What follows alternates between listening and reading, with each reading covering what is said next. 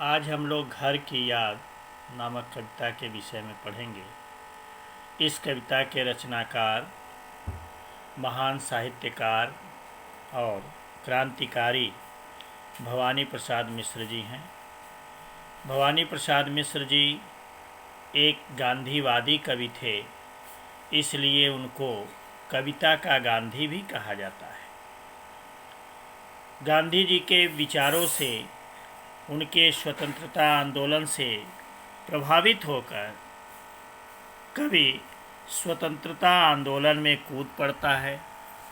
इसलिए घर की याद जो कविता है उसको जेल में ही लिखने के लिए वो विवश हो जाते हैं, क्योंकि स्वतंत्रता आंदोलन करते समय उनको गिरफ्तार कर लिया जाता है। घर की याद जो कविता है, इसमें घर के मर्म का उद्घाटन किया गया है। कवि को जेल प्रवास के दौरान घर से विस्थापन की पीड़ा सालने लगती है। कवि के स्मृत संसार में उसके परिजन एक एक कर शामिल होने लगते हैं, इसलिए बार बार उनकी याद आने लगती है। भवानी प्रसाद मिश्र ने घर की अवधारणा को बहुत ही सार्थक और मार्मिक रूप से कविता के केंद्रीय भावना में रखा है। इस पाठ में भवानी प्रसाद मिश्र जब जेल में हैं तो उस समय लगातार बरसात हो रही है। बरसात होने के साथ ही साथ कवि जेल में बैठा हुआ है और एक एक करके उसके परिजनों की याद आने लगती है। उससे प्रभावित होकर वो कविता लिखता है। आज पानी गिर रहा है, बहुत पानी गिर रहा है, रात भर गिरता रहा है, प्राण मन घिरता रहा है। बहुत पानी गिर रहा है, घर नज़र में तिर रहा है। घर की मुझसे दूर है जो, घर खुशी का पूर है जो। घर की घर में चार भाई, मायके में बहिन आई, बहिन आई बाप के घर, हाय रे परिताप के घर। घर की घर में सब जुड़े हैं, सब की तने कब जुड़े हैं। चार भाई चार बहनें, भूजा भाई प्यार बहनें। इसमें कवि कहता है कि सावन के महीने में लगातार पानी बरस रहा है। आज पानी गिर रहा है, बहुत पानी गिर रहा है, रात भर गिरता रहा है, प्राण मन घिरता रहा है। लगातार बरसात हो रही है, जिसके कारण कवि को अपने घर की याद आने लगती है। उधर लगातार बारिश हो रही है और उधर कवि की जो आँखें हैं वो आंसुओं से पूरी तरह से भीग जाती हैं और उन आँखों में एक एक करके जो कवि के परिजन हैं वो याद आने लगते हैं, तैरने लगते हैं। कवि कहता है कि रात भर गिरता रहा है, प्राण मन घिरता रहा है। ऐसा लगता है कि जैसे वर्षा के दिनों में उसका जो प्राण है, उसका जो मन है, चारों तरफ से घिर गया है। बार बार वह अपने घर के प्रत्येक सदस्यों को याद करने लगता है। बहुत पानी गिर रहा है, घर नज़र में तिर रहा है, घर की मुझसे दूर है जो, घर खुशी का पूर है जो। इस पाठ में कवि ने घर की व्यापक परिभाषा बताई है। और व्यापक परिभाषा में क्या है कि घर में जब माता पिता, भाई बहन, भैया भाभी, बाबा दादी सब लोग एक साथ रहते हैं, एक भरा पूरा परिवार रहता है, उसी को कवि घर मानता है। तो जब लगातार बरसात हो रही है तो ऐसी स्थिति में लग रहा है कि जैसे उसका पूरा घर पानी में दिखाई पड़ रहा है, तैरता हुआ दिखाई पड़ रहा है। अर्थात उसकी आँखों में एक एक करके घर की सारी तस्वीर दिखाई पड़ने लगती है। कभी सोचने लगता है कि घर की मुझसे दूर है जो, घर खुशी का पूर है। इस समय तो मैं जेल में हूँ और घर मुझसे काफ़ी दूरी पर है, लेकिन घर घर नहीं है, वो खुशियों का घर है। ऐसा घर जिसमें घर परिवार के सभी लोग एक साथ रहते हैं, सबके सुख दुख में सहभागी बनते हैं, समरस हो जाते हैं, घुल मिल कर के रहते हैं, ऐसे घर को कवि ने क्या कहा है कि जो घर है वो घर नहीं है बल्कि खुशियों का पूर है, खुशियों का घर है। घर के घर में चार भाई, मायके में बहन आई, बहन आई बाप के घर, हाय रे परिताप।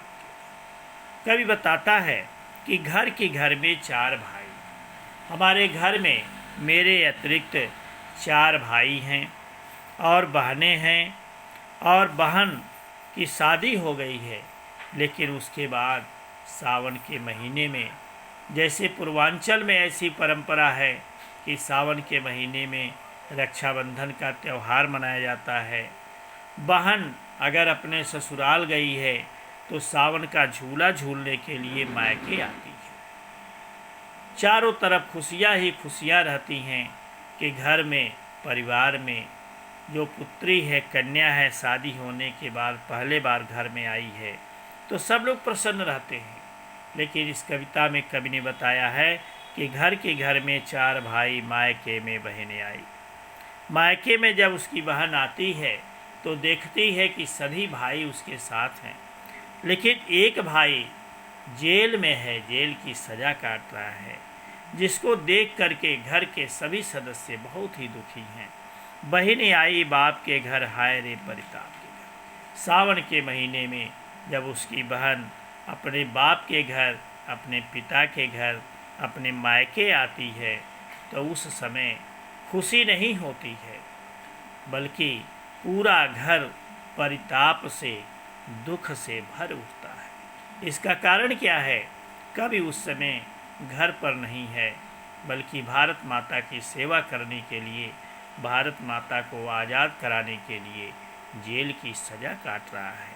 इस बात को लेकर के सब लोग दुखी हैं कि घर पे तो सभी लोग हैं, लेकिन घर का एक सदस्य जेल में है, इसलिए सब लोग दुखी हो उठते हैं। आगे कवि बताता है कि घर के घर में सब जुड़े हैं, सब की तने कब जुड़े हैं, चार भाई चार बहनें, भूजा भाई प्यार बहन। कवि बताता है कि हमारे घर का एक बहुत पुराना इतिहास है, लंबा इतिहास है कि हम लोग कितने दिनों से एक साथ रह रहे हैं। घर पे माता पिता, भाई बहन, दादा दादी, भरा पूरा परिवार है और सब लोग एक साथ रहते हैं। आज संयुक्त परिवार बिखरते हुए नजर आते हैं। एकल परिवार में लोग रहना पसंद कर रहे हैं, जो हमारे समाज के लिए बहुत ही घातक है, क्योंकि संयुक्त परिवार में सब लोग एक साथ मिलजुल करके रहते हैं। एकल परिवार में हमारे अंदर स्वार्थपरता आ जा रही है, केवल हम अपने ही विषय में सोच रहे हैं, घर के अन्य सदस्यों के विषय में नहीं सोचते। तो कवि कह रहा है कि घर के घर में सब जुड़े हैं, सब की तने कब जुड़े हैं, अर्थात इस घर में कितने दिनों से हम लोग एक साथ रहते हैं, एक दूसरे के सुख दुख में सहभागी बनते हैं, समरस बनते हैं, यह हमको याद नहीं है कितने दिनों से हम लोग एक साथ रहते हैं। इस घर में चार भाई चार बहनें, मेरे अतिरिक्त चार भाई हैं और मेरी चार बहनें हैं, भूजा भाई प्यार बहन। लेकिन ये चारों भाई चारों बहनों के लिए भुजा के समान हैं, उनके शक्ति के समान हैं, क्योंकि उनकी रक्षा करने के लिए तत्पर रहते हैं। रक्षाबंधन के दिन जो बहन है वो भाई के कलाई पर राखी बांधती है, इसलिए बांधती है कि जब तक उसके शरीर में प्राण रहेगा वो अपने बहन की अस्मिता की रक्षा करेगा, ऐसा वो वचन भी देता है। इसलिए कवि ने बहनों के लिए भाइयों को भुजा के समान बताया है और बहनों को प्यार के समान बताया है। जितना ही भाई उसको असीम स्नेह देता है, उतना ही बहन भी उसको आशीर्वाद देती है, उसके लंबे उम्र की कामना करती है। बच्चों, ये जो पाठ है मैंने पढ़ा दिया है, लेकिन अब मैं इसकी पुनरावृत्ति कर रहा हूँ, इसलिए इसको वीडियो को ध्यान से देखेंगे और इसके अर्थ को समझेंगे, असाइनमेंट को अपनी कॉपी में लिखेंगे।